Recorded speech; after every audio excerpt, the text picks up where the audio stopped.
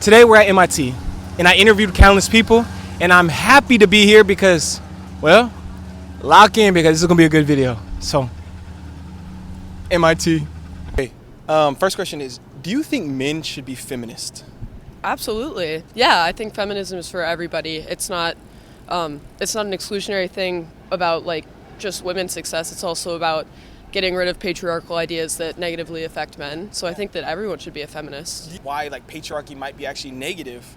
Absolutely. I mean, I think the common one that a lot of people point to is like thinking about men expressing their emotions and feeling comfortable, like being vulnerable around other men and around other people, feeling like they have to uphold this like idea of masculinity that's grounded in being like strong and like stable and things like that. I think that can be really harmful for men, especially their mental health. Sure. So that's one thing that comes to mind. Yeah. Do you think that men should be feminist?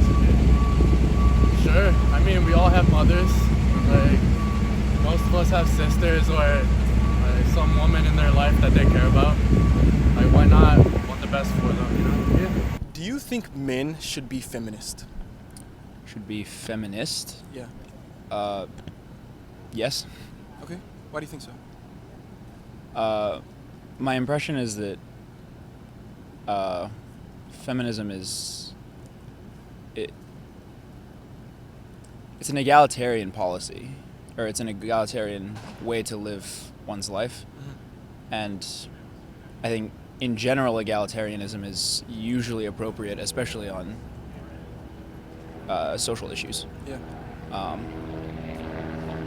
The consequence of this is just, yes, men should be feminists, women should be feminists. Barring some like fringe details about what exactly it means as a broad scheme, I would say yes. Okay. That seems to be true. Yeah, amazing. Thank you for your interview. Great to meet you. Yeah. I appreciate it. Yes. Thank you, man. Do y'all think that men should be feminist? What are your thoughts on that? In terms of like advocating for women's rights? Yeah, absolutely. I'd agree, yeah. Yeah. Two older sisters, got to, man. Yeah, for sure. Okay, I like it. I'm gonna give you 30 to 60 seconds. Okay. I want you to give any hot take or anything that you've been thinking about specifically related to like the election. I think that there is a lot to criticize both candidates about. And I've heard like a lot of my friends or a lot of people I'm close to talking a lot about how they don't want to support Kamala Harris because of a lot of her stances, especially when it comes to Palestine. But I think it's really important that people participate and vote because the alternative is so much worse. And I think deciding to like not support somebody, it's less of like by voting for Kamala Harris or voting for a candidate that you support, it's not that you're necessarily endorsing them and endorsing everything that they do, but it's also like standing up against the other person and making sure that the alternative doesn't happen. Yeah. So I would say I don't think it's a hot take, it definitely shouldn't be, is that you should be voting even if in some cases you feel like you're picking from a lesser of two evils. Yeah. Okay, sweet. Thank you. So I've been here at MIT interviewing, and they've been interesting. We had some really beautiful experiences talking to black students, documenting what their experience has been like here at MIT. But I also think it's been interesting because we interviewed other people. And one of the most interesting things is I was talking to two guys about abortion and how as a man, I was telling them that men should care about abortion, reproductive rights, because it directly affects us. Despite us not being the ones to perform the abortions or have the abortions, however, we are the ones largely responsible for creating another human life. At the minimum, we share 50% of creating life. But I guess men don't want to hear about their role in society, and especially in reproductive rights, because it does affect us. We have to also be active and responsible in talking about this issue because, what? I mean, I don't know what to say. We create life. It's our sperm. Do I have to like yell that one? I can whisper it. It's our sperm. Excuse me. You mind if I ask you a question for an interview? Nah, I gotta go. No, you cool. Question is, would you consider yourself to be more pro-choice or pro-life? Like pro-choice. Yeah. Like, it's your life. Live how you want. Yeah. Easy. And then follow-up to that is like, in this presidential election, are you voting, and if so, who are you voting for? I missed my chance to vote. I'm registered in Illinois, so. Yeah. Okay, sure. Next question for you is: would you consider yourself to be more pro-choice or pro-life? Generally, I'm pro-choice. Okay. And look, why would you say that? I suppose part of it must be my upbringing, Sure. but I've also put some thought into it. Right. I think the pro-choice position, Yeah. it makes more sense to me. And are you voting in this election? And if so, who are you voting for? I'm not voting. Okay. If I were voting, I'd be voting Democrat. Okay. Can I ask why you're not voting? The main reason I'm not voting is that I'm from California. Okay. My vote would count in California, Okay. and I already know which way California is going. Sure. So if I thought that my vote would matter Okay. or have any effect on things, I would. Okay. I see. Next question for you is: do you know who would you say is responsible for overturning Roe v. Wade? The Supreme Court. Okay. Yeah, the judges on the Supreme Court. What do you think Trump's role in that was in particular? If you think his role was anything.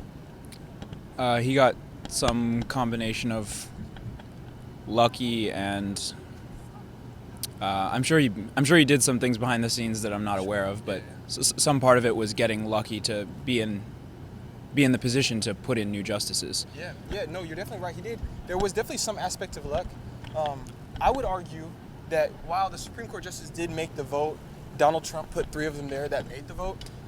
So I would even argue that he was more responsible for the overturning of Roe v. Wade rather than the Supreme Court justice, even though they did have obviously the most direct role.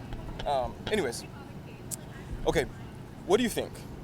Do you think that Israel is committing genocide on Palestine right now?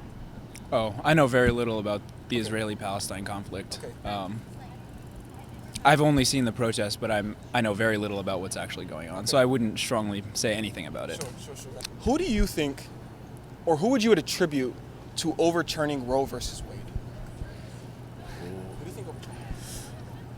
I don't know. I didn't really follow it that closely. This is over my head. Yeah. Well, let me inform y'all. Yeah. Donald Trump is the answer. He put 3 Supreme Court justices on the Supreme Court who then overturned Roe v. Wade, and without the Supreme Court justices, never would have been overturned. Which is also part of the reason why it's important for us as men to be up to date about reproductive rights, because it also affects us. Right. In large amounts of ways, as they're going after contraception. So if you don't want to have a baby at whatever age you're at, then this is important for us as men to be involved in as well. I appreciate it, but I'm probably good. I'm gonna go to lunch. Sure. Did you want to also? Yeah. No stress, brother. Yeah, no, for sure. The camera? Obviously, you say you're not voting. Do you think if somebody is in a swing state, you would recommend them to vote for Kamala Harris? Generally, I think Harris is a better candidate, yeah. Yeah. Okay. Sure. And especially in a swing state, I think people should vote in general, yeah. Right. Especially swing state voters are very, very important. They should vote. Yeah, for sure. What would it mean to you for Kamala Harris to win the election, being the first woman and first black woman as president ever?